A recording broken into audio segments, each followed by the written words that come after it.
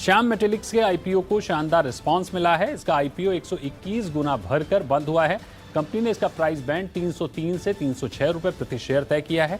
जी business के managing editor Anil Singhvi ने इसमें बड़े लिस्टिंग गेन और लंबी अवधि के लिए निवेश करने की सलाह दी थी। दूसरी ओर सोना बीएलडब्ल्यू प्रिसीजन का आईपीओ भी करीब 2.25 गुना भरकर बंद हुआ है। सोना बीएलडब्ल्यू प्रिसीजन के आईपीओ का प्राइस बैंड 285 से 291 रुपए है। जी बिजनेस के मैनेजिंग एडिटर अनिल सिंघवी ने सोना बीएलडब्ल्यू प्रिसीजन में 1 से 3 साल की अवधि के लिए पैसा लगाने की सलाह दी थी। गोल्ड ज्वेलरी में धोखाधड़ी करने के लिए केंद्र सरकार ने आज से हॉलमार्किंग का नियम लागू कर दिया है।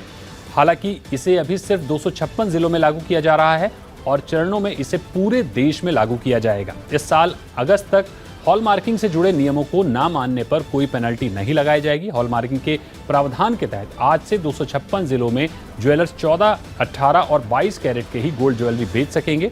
हालांकि 20, 23 और 24 कैरेट के गोल्ड की भी हॉलमार्किंग हो सकेगी। आपको बता दें कि BIS यानी ब्यूरो ऑफ इंडियन स्टैंडर्ड ने अप्रैल 2000 से गोल्ड ज्वेलरी के लिए हॉलमार्किंग की स्कीम चला रखी है। देश भर में इस समय करीब 4 लाख ज्वेलर्स हैं, जिनमें से सिर्फ 35,879 ही BIS सर्टिफाइड हैं। केंद्र सरकार ने 14,775 करोड़ रुपए के अतिरिक्त फर्टिलाइजर सब्सिडी को मंजूरी दे दी है। यूनियन कैबिनेट की आज हुई बैठक में इसे मंजूरी दी गई। कैबिनेट की बैठक के बाद हुई प्रेस कॉन्फ्रेंस में केमिकल और फर्टिलाइजर राज्य मंत्री मनसुख मांडविया ने कहा कि DAP फर्टिलाइजर पर सब्सिडी रेट में 700 रुपए प्रति बैग की बढ़ोतरी की है। अब DAP की प्रति बोरी की कीमत 2400 रुपए होगी। सब्सिडी में की गई इस बढ़ोतरी से सरकार पर 14,775 करोड़ रुपए का अतिरिक्त बोझ बढ़ेगा। कैबिनेट के आज क्लाइमेट चेंज में बदलाव के अध्ययन के लिए डीप ओशियन मिशन को भी मंजूरी दे दी गई है। केंद्र सरकार देश में हेल्थ सर्विसेज को मजबूत करने की योजना बना रही है। इस पर 50,000 करोड़ रुपए खर्च करेगी। इसके तहत क्रेडिट इंसेंटिव दिया जाएगा। इस योजना में सरकार कंपनियों को नए अस्पताल बनाने, उनका विस्तार करने और मेडिकल सप्लाई के लिए क्रेडिट फंड मुहैया कराएगी। खबरों के मुताबिक जल्द ही कैबिनेट में इस पर मुहर लग जाएगी। इस योजना के तहत दूसरे लेवल के शहरों में फोकस किया जाएगा, यानी भोपाल, लखनऊ, इंदौर, बड़ोदरा, वाराणसी जैसे शहरों में इस सुविधा पर फोकस होगा। इस योजना के तहत अस्पतालों को 2 करोड़ रुपए तक का कर्ज बिना गारंटी के मिलेगा। ऑन साइट ऑक्सीजन प्लांट बनाने के लिए भी 2 करोड़ रुपए का कर्ज मिलेगा। इसकी पूरी गारंटी सरकार की होगी। डायरेक्ट टैक्स कलेक्शन के मोर्चे पर सरकार के लिए अच्छी खबर है। मौजूदा वित्त वर्ष में अब तक नेट टैक्स कलेक्शन में पिछले साल के मुकाबले डबल बढ़ोतरी हुई है। मौजूदा वित्त वर्ष में 15 जून तक नेट कलेक्शन 1.85 लाख करोड़ रुपए रहा।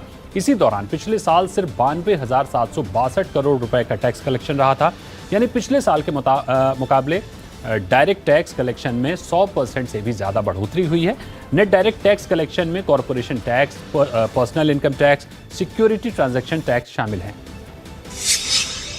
तेल कंपनियों ने आज एक बार फिर तेल के दाम बढ़ा दिए हैं। इससे पहले सोमवार को भी तेल कंपनियों ने दाम बढ़ाए थे। राजधानी दिल्ली में आज पेट्रोल के भाव प्रति लीटर 25 पैसे बढ़ गए हैं और अब ये 96 रुपए 66 पैसे के भाव पर बिक रहा है। डीजल में 13 पैसे बढ़ोतरी हुई है और अब ये 87 रुपए 41 पैसे प्रति लीटर के भाव पर बिक रहा है। राजधानी दिल्ली में मई से लेकर अब तक प्रति लीटर पेट्रोल 5 रुपए 97 पैसे और डीजल 6 रुपए 38 पैसे महंगा हो चुका है। सबसे महंगा पेट्रोल मुंबई में बिक रहा है। मुंबई में पेट्रोल के भाव 102 रुपए 82 पैसे प्रति लीटर और डीजल 94 रुपए 84 पैसे प्रति लीटर के भाव पर बिक रहा है। 17 जून यानी कल SBI की कई सर्विसेज 2 घंटों के लिए बंद रहेंगी। इसे लेकर SBI ने अपने ग्राहकों को अलर्ट भी जारी किया है।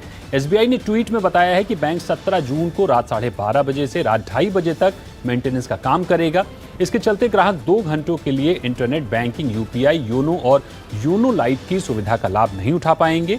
इससे पहले 13 जून को भी SBI की कई सेवाएं प्रभावित हुई थी। मई महीने में भी रखरखाव से जुड़े कार्यों की वजह से SBI का YONO light, internet banking, unified payments interface समेत डिजिटल बैंकिंग मंच प्रभावित हुआ था। LJP में जारी घमासान को लेकर आज चिराग पासवान खुलकर मीडिया के सामने आए। चिराग ने कहा कि मैं चाहता था कि परिवार की बात बंद कमरे में निपट जाए, लेकिन अब ये लड़ाई लंबी चलेगी और कानूनी तरीके से लड़ी जाएगी। साथ ही चिराग ने कहा कि अगर चाचा कहते तो उन्हें संसदीय दल का नेता बना दिया जाता। चिराग ने कहा कि मैं रामविलास पासवान का बेटा हूं, पहले भी लड़ा था और आगे भी लड़ूंगा। भाई अगर आप मुझे कहते तो मैं खुशी खुशी में आपको बनाता संसदीय दल का नेता, मुझे कोई उसमें दिक्कत नहीं थी। मैं तो चाहता हूं कि भैया आप आएँ और पार्टी की भूमिका बढ़ चढ़ कर निभाएं। मैं चाहता हूं कि सदन में ज़्यादा से ज़्यादा हर एक विषय पर पापा ने जिस तरीके से विश्वास करके, जिस तरीके से संसदीय बोर्ड ने मुझ पर विश्वास रख के मुझे संसदीय दल का नेता बनाया था, मुझे खुशी है कि हर उस मुद्दे पर धारा 370 की बात हो, ट्रिपल तलाक की बात हो, जितने भी राम मंदिर की बात हो, जितने भी ऐसे मुद्दे हैं, निरंतर मजबूती से मैं सदन में अपनी बातों को मैं रखता रहा। मैं चाहूँगा कि भविष्य में भी ये रहे। पंजाब में कांग्रेस की अंदरूनी कलह सुलझती नजर नहीं आ रही है। यही कारण है कि कांग्रेस आलाकमान अब एक बार फिर से सक्रिय हो गया है। सूत्रों का दावा है कि कांग्रेस आलाकमान ने पंजाब के 20 बड़े नेताओं को दिल्ली तलब किया है। इन 20 बड़े नेताओं में मुख्यमंत्री कैप्टन अमरिंदर सिंह और नवजोत सिंह सिद्धू भी शामिल हैं। आपको बता दें कि पंजाब कांग्रेस की गुटबाजी और अंतरकलह सुलझाने के लिए कांग्रेस अध्यक्ष सोनिया गांधी ने एक कमेटी का गठन किया था। वो कमेटी फिलहाल ऐसा लगता है कि पंजाब कांग्रेस की समस्या को हल नहीं कर पाई है। सिद्धू अब भी मुख्यमंत्री कैप्टन अमरिंदर सिंह के खिलाफ लगातार बयानबाजी कर रहे हैं। सूत्र यह भी दावा कर रहे हैं कि सिद्धू कहीं से भी कैप्टन अमरिंदर सिंह के अधीन काम नहीं करना चाहते। दूसरी ओर प्रताप सिंह बाजवा ने भी कैप्टन अमरिंदर सिंह के खिलाफ लगातार मोर्चा खोले रखा है।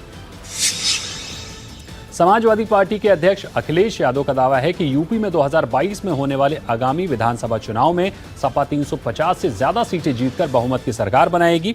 साथ ही अखिलेश ने कहा कि श्री राम जन्मभूमि ट्रस्ट में भूमि खरीद के मामलों में कथित तौर पर घोटाला होने की खबर है, जिसकी निष्पक्ष जांच होनी चाहिए और ट्रस्ट के सभी सदस्यों को इस्तीफा देना चाहिए।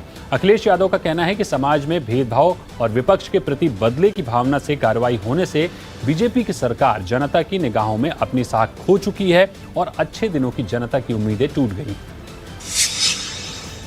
उत्तर प्रदेश में अगले साल विधानसभा चुनाव है, जिसके चलते सत्ता पक्ष और विपक्ष पूरी तैयारियों में जुटा है। योगी सरकार अब टीचर्स को साधने में जुट गई है। सरकार ने शिक्षक अभ्यर्थियों के लिए बड़ा फैसला लेते हुए यूपी टीईटी सर्टिफिकेट की वैधता को आजीवन करने का निर्णय लिया है। मुख्यमंत्री योगी आदित्यनाथ ने कहा कि इसका आदेश जारी कर दिया गया है और इस संबंध में जल्द ही नोटिफिकेशन जारी किया जाएगा। इससे पहले तक यूपी टीईटी प्रमाण पत्र केवल 5 साल तक के लिए मान्य होता था। अगर उम्मीदवारों को 5 साल तक कहीं भर्ती नहीं मिलती तो उसे दोबारा परीक्षा क्वालिफाई करना होता था, लेकिन अब ये व्यवस्था आजीवन करने का निर्णय लिया गया।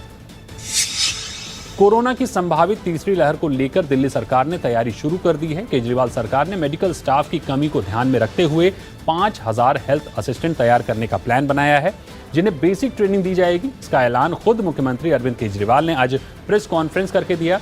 सीएम केजरीवाल ने कहा कि दिल्ली में कोरोना मरीजों की देखभाल करने के लिए 5000 युवाओं को 2-2 हफ्ते की ट्रेनिंग दी जाएगी।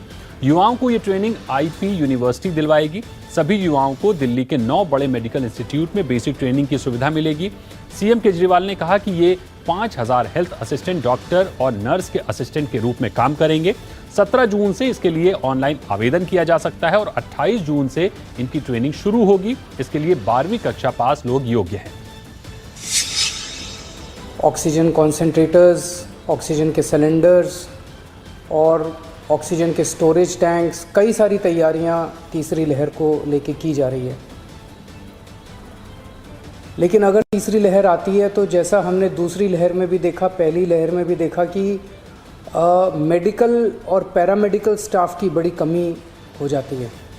उसको ध्यान में रखते हुए सरकार ने एक बहुत बड़ा एम्बिशियस प्लान बनाया है। 5000 हेल्थ असिस्टेंट्स तैयार करने का। भारत में माइक्रो ब्लॉगिंग साइट ट्विटर को मिला कानूनी संरक्षण अब खत्म हो गया है। ट्विटर को यह कानूनी संरक्षण आईटी एक्ट की धारा 79 के तहत मिला हुआ था। ये धारा ट्विटर को किसी भी कानूनी कार्रवाई, मानहानि या जुर्माने से छूट देता था। कानूनी संरक्षण खत्म होते ही ट्विटर के खिलाफ पहला मामला उत्तर प्रदेश के गाजियाबाद में दर्ज किया गया है। ट्विटर के खिलाफ ये केस बुजुर्ग से मारपीट के बाद फर्जी वीडियो के वायरल होने के बाद दर्ज किया गया। पुलिस ने इस मामले में ट्विटर के अलावा 9 लोगों पर भी केस दर्ज किया है। इस बीच केंद्रीय मंत्री रविशंकर प्रसाद ने आईटी नियमों पर सोशल मीडिया को चेतावनी देते हुए कहा कि बार बार हिदायत के बाद भी नियमों का पालन नहीं हुआ।